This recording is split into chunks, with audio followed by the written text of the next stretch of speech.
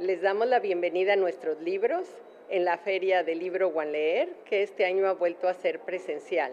Nos da mucho gusto que nos acompañen y estar en esta modalidad después de tanto tiempo de no poderlo hacer. Los invitamos a visitar nuestro stand mañana domingo, que es el último día de esta feria. Una vez más, agradecemos al Sistema de Radio y TV Nuevo León por hacer posible la presentación de estos programas.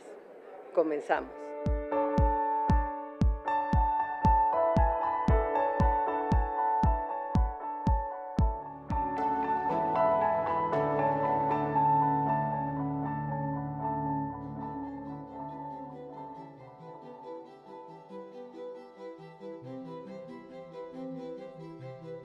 Bienvenida, Dominica. Nos da mucho gusto presentar este stand del Fondo Editorial de Nuevo León, que ha editado 480 libros en 5 áreas temáticas, que son historia e investigación, entorno social y medio ambiente, autores y artistas, identidad y vida cotidiana y los niños de Nuevo León.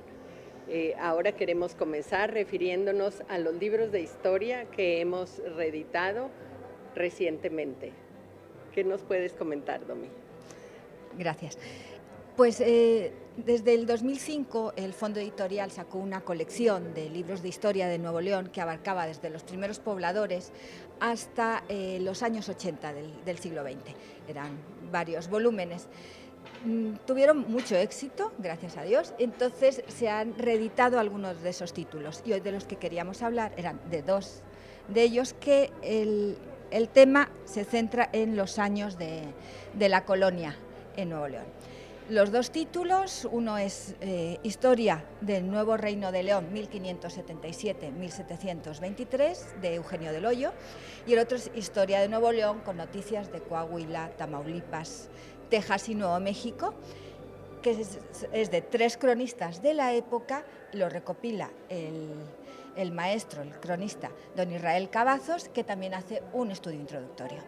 Entonces, estos libros son muy interesantes, las primeras ediciones fueron incluso de 5.000 libros, el tiraje, o sea que estuvo muy bien, y ahora que lo hemos reeditado, lo hacemos también con la idea de que estos libros que son clásicos de la historiografía de Nuevo León estén al alcance de todos.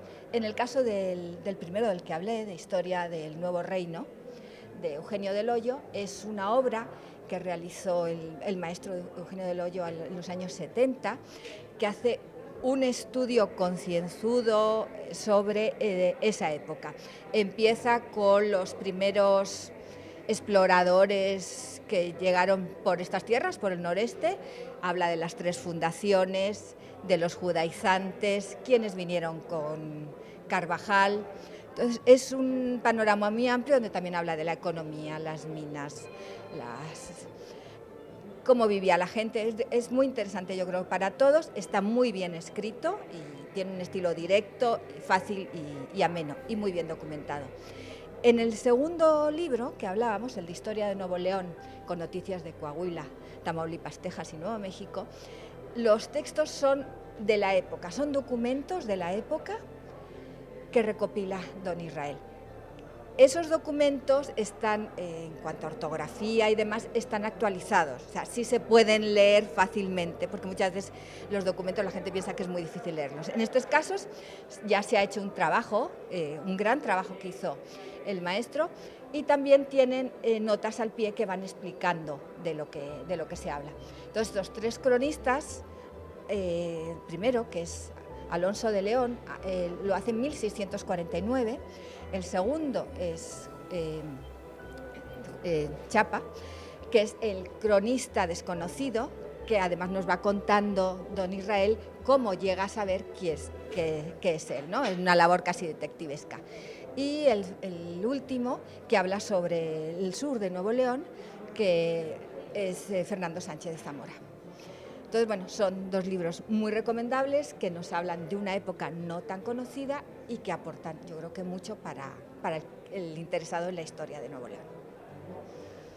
Bueno, hablaremos ahora de otra de las colecciones, esta vez editada con la Universidad Autónoma de Nuevo León, y son estos pequeños libros de arte que ya suman más de 40 de otros tantos artistas de Nuevo León. Y en 9 de las mujeres que participan en esta colección van a participar en los ciclos de diálogos en marco, y vamos a dedicar a esto un programa el día 26 de marzo. También los invitamos a estar con nosotros. Una colección más es la de las guías de naturaleza. Mira, estas guías empezaron con la guía de árboles de Osvaldo Zurita, que nos puede acompañar en nuestras visitas a los parajes de Nuevo León. Nos ayuda a identificar los árboles nativos de la región que conviene que se planten en nuestros parques, en patios, en escuelas, pues por todas partes. La guía de mariposas, la guía de aves y la guía de flores silvestres de Alida Madero y Lucy Sada también han tenido reediciones, igual que la de los árboles, ha tenido mucho éxito. Y bueno, nos van a explicar qué aves y qué mariposas son hospederas de qué plantas, de qué flores silvestres conviene que plantemos en nuestros patios para atraer a esta naturaleza. Y van acompañados de los pequeños libros también de mariposas, de árboles, de flores, y bueno, estos son para que los niños también aprendan y disfruten de las actividades que proponemos. A estas guías y a estos libros de Me gusta la naturaleza dedicaremos 2 programas en las primeras semanas de abril, y también los invitamos a participar en ellas. Una colección más que queremos nombrar es la dedicada a la narrativa, con la colección Coetáneos, también hecha con la Universidad Autónoma de Nuevo León, en donde hoy vamos a contar con la presencia de Fernando Elizondo para hablarnos de su obra, y de Pedro de Isla, que nos va a hablar de Los andamiajes del miedo. También hay otros títulos nuevos como Laredo Song de Joaquín Hurtado o Hotel Roosevelt de Luis Javier Alvarado, y otros que fueron los primeritos desde 2005 como 70 veces 7 de Ricardo Elizondo, que se ha reeditado, o de Mario Anteo, El reino en celo, que se ha presentado en esta feria y que cumple 30 años de la primera aparición. Pues entonces pasaremos a hablar más de estos temas y a estar acompañados de las personas. No sé si quieres agregar algo más, Domi. Bueno, sobre todo, ya que hablábamos de las guías, también son otros de nuestros libros que han tenido muchísimo éxito y que pueden llevarse a los lugares para que podamos conocer cuál es la naturaleza que nos rodea, cómo se llaman, cómo viven, cómo podemos protegerla, ¿no? Entonces yo creo que esas son de nuestras obras más vendidas y que pueden resultar muy interesantes para un público muy amplio. Pues les damos las gracias por su atención y pueden ver aquí en nuestro stand muchos otros títulos. También hay títulos que están en otros formatos, en formatos electrónicos, y que pueden consultarse en la página del fondo. Libros para los niños, de todos ellos vamos a ir dedicando programas. Y ahora pasamos a una pausa y continuamos. Gracias.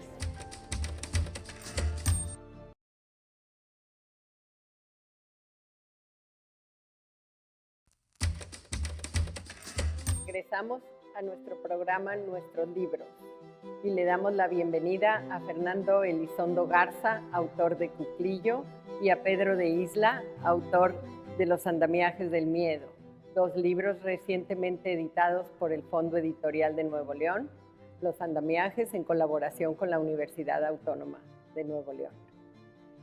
Pues empiezo preguntándole a Fernando. Bueno, Fernando es, además de ser escritor, es editor y académico.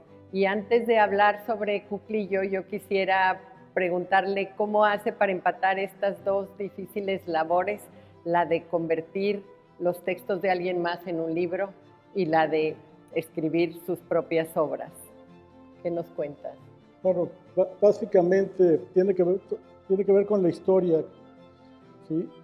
Yo empiezo como editor científico y en la labor de editor científico empieza uno a relacionarse con la gente de letras, los escritores y los editores literarios, y a partir de ahí me invitan a participar en cuestiones literarias. Entonces, para mí fue muy natural pasar de ser editor científico a editor literario.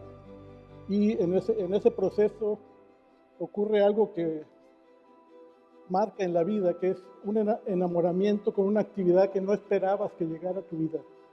O sea, de repente el azar y el destino te va poniendo las cosas enfrente, y a veces te gustan y a veces no, y en el caso de la literatura fue un enamoramiento casi obsesivo. Sí. Y entonces se van compaginando las dos actividades. Afortunadamente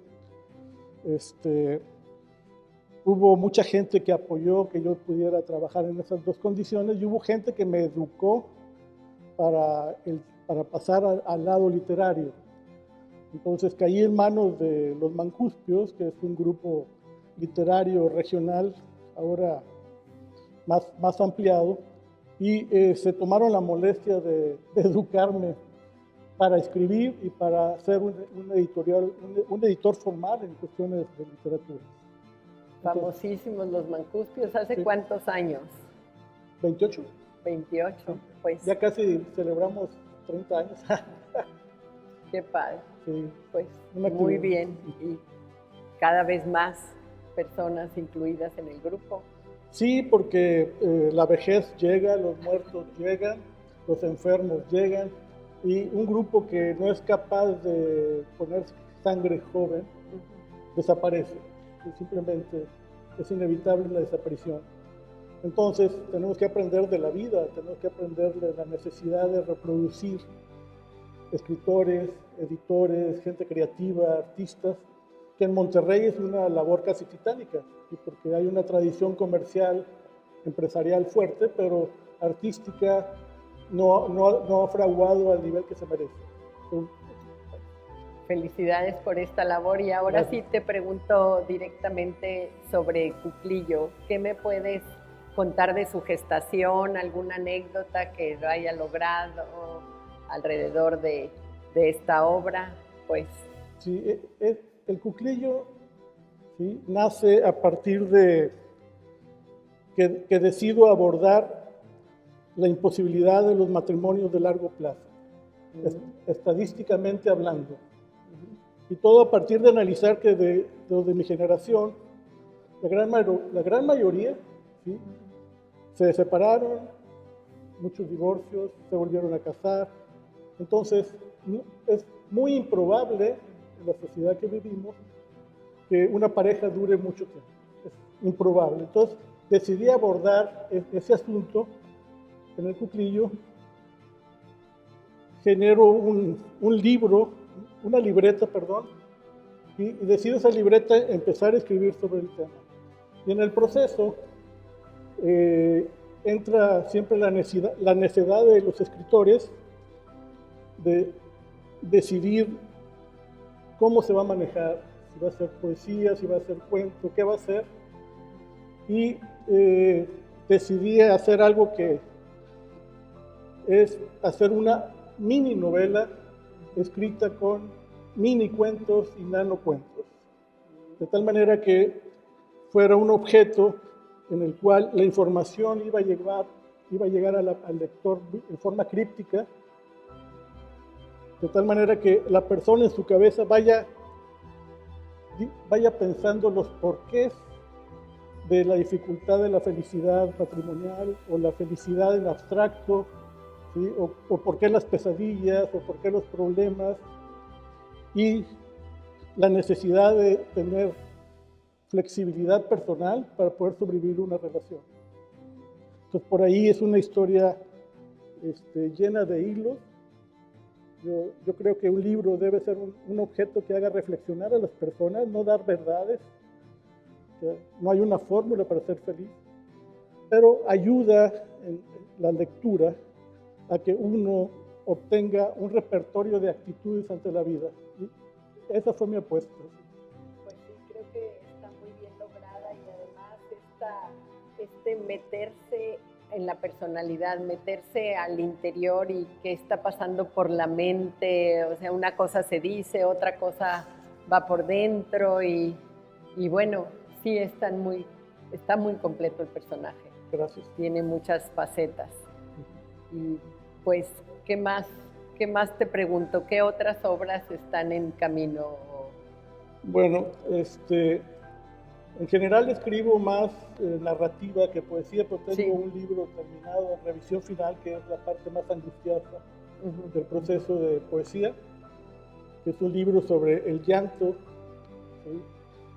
escrito en poesía, con un poco la antigua concepción de la poesía, que era que tú podías tener un libro muy largo, siendo un gran poema, cosa que se ha perdido, ¿sí?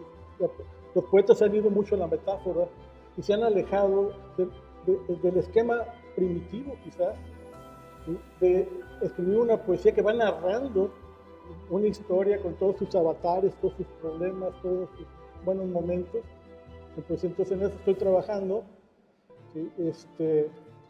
Y otra cosa que voy a empezar a trabajar es poner en orden toda mi obra erótica, que nunca le he metido mano, se ha dado porque me los han pedido para libros o para fragmentos, o también me lo han pedido para mesas en eventos para escritores, cosas por el estilo. Pues ya decidí ahora sí trabajar, entonces un par de años, porque el trabajo en literatura no es rápido, un par de años ya presentar mi obra junta de tanto cuento como poesía erótica. Pues muchísimas gracias por tu participación y esperemos ver pronto realizados e impresas estas obras. Gracias, Fernando. Muy amable. Pasamos a un corte y regresamos.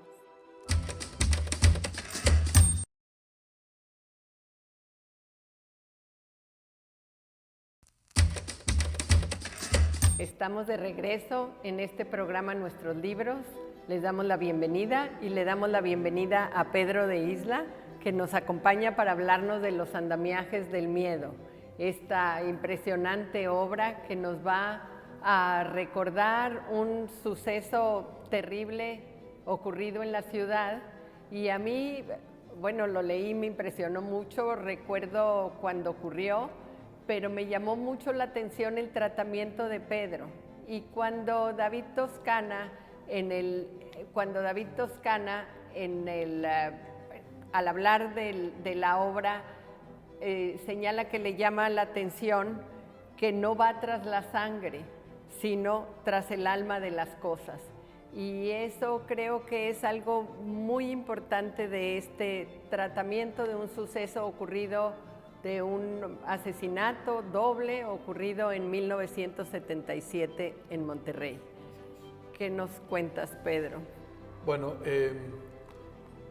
yo era pequeño cuando ocurrió el crimen, tenía 10 años y medio, soy del 66, y me acuerdo mucho, me impactó el asunto, estuvo mucho en los medios, se platicaba, sí había crímenes, pero por alguna causa, y eso era una discusión que teníamos David y yo, ¿por qué de repente un crimen se vuelve tan relevante y cuando pasan otros 5, 6, 10 o 20 en algunos momentos en la ciudad y pasan desapercibidos? Pero ¿qué es lo que hace que uno se acuerde de ciertos crímenes?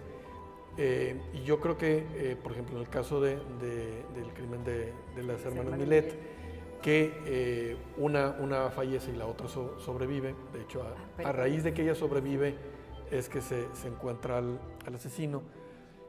Se empieza a llenar de asegúnes la ciudad. Y una cosa que siempre me llamó la atención fue la gente que defendía al asesino. O sea, ellas eran de fuera, si eso había sucedido es porque ellas lo habían provocado.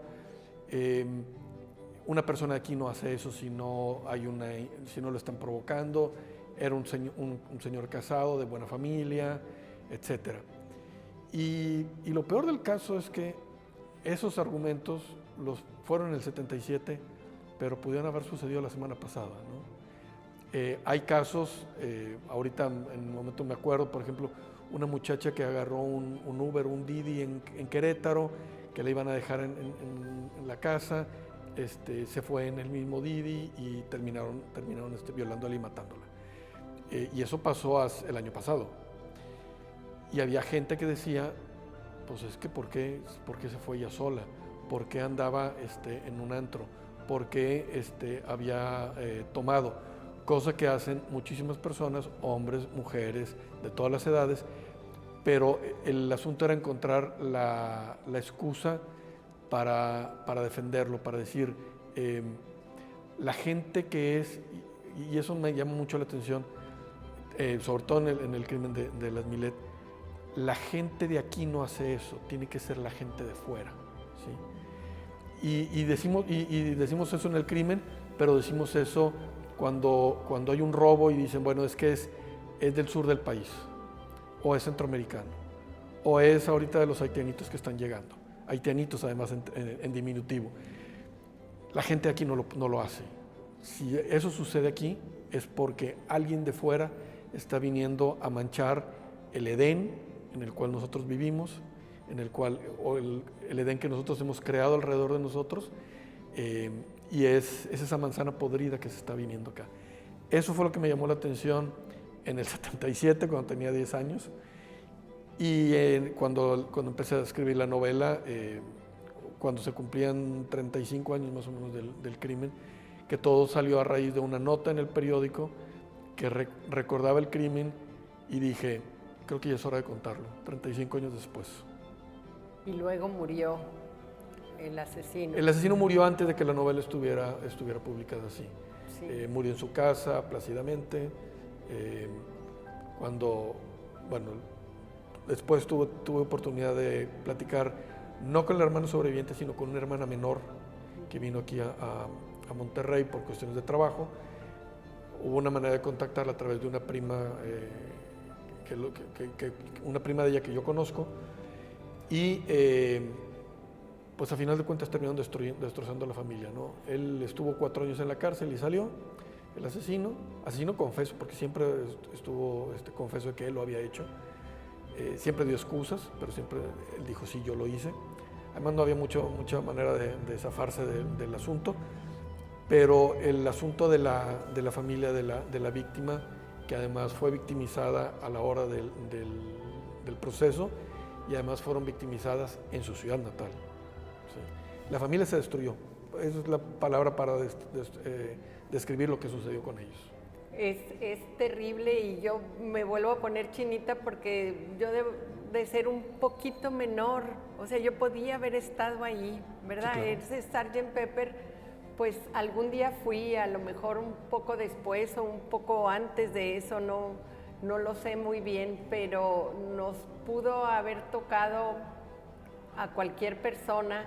Y lo terrible es, y hemos cambiado como sociedad, tú ahorita ya lo insinuabas, o sea, todos esos prejuicios contra el que vemos como no de los nuestros, o a ellas, y cuántas veces la víctima es victimizada por el victimario, ¿verdad? Vuelve sí, claro. a ocurrir. No sé, ¿qué piensas? Y eso no solo sucede aquí. Si tú te vas a Jalisco, sucede lo mismo. Si te vas a Mérida, que es de donde allá, sucede exactamente lo mismo. Hay una sociedad, hay personas que dicen que tienen 2, 3 generaciones de vivir ahí, y entonces ellos son los que realmente son de ese lugar, y llega alguien de fuera. Así es estudiar. Monterrey está lleno de estudiantes, muchísimos se quedan a vivir aquí. Y entonces empieza el asunto de, bueno, es que no son de aquí. Sí son de aquí. Además, ¿qué importa de dónde somos? Yo con otra novela les hago una pregunta a la hora de estar en la presentación. Les digo, ¿quiénes pueden decir que sus 4 abuelos son de Monterrey? O del estado, o de Monterrey, del estado. ¿15%? Muy pocos, claro. 15% de la gente. Pero se asumen, a veces, y esa es otra cuestión muy interesante, a veces la gente que llega termina tomando más esos sentimientos locales que la propia gente que tiene muchos años de vivir aquí. Hay gente que llega a estudiar aquí, hay gente que sus papás llegaron aquí y que se sienten regios desde la guerra de independencia, ¿no? Cuando éramos muy poquitos. Pues esta novela de verdad nos hace reflexionar sobre quiénes somos, o sea, por eso es el alma de lo que analiza Pedro de Isla en Los andamiajes del miedo, el alma de la ciudad, el alma de nosotros como sociedad y cómo nos podemos ver retratados, tal vez no en el crimen, pero en el desprecio por el otro y en el desprecio por la víctima. Y pues muchas gracias, Pedro, por hacernos traer esta difícil reflexión en años en que la violencia sigue siendo parte grave de nuestra sociedad. Gracias. De nada. Sí. Pues concluimos el programa y les damos las gracias por acompañarnos. Los invitamos el próximo sábado 26, que hablaremos de las artistas de Nuevo León. Muchas gracias.